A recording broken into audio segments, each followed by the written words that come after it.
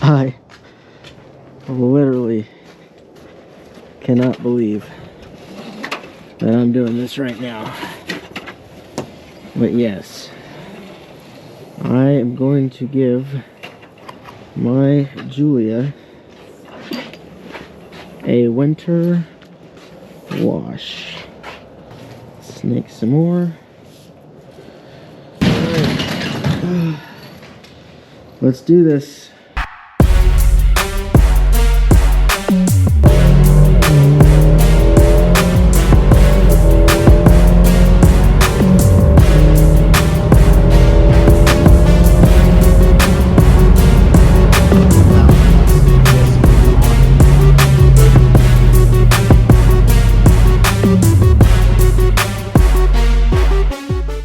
Hey, what's up guys? So yes, as the title of the video suggests, I will be doing a full multi-stage contact wash with a pressure washer of my Alfa Romeo Giulia in my tiny garage.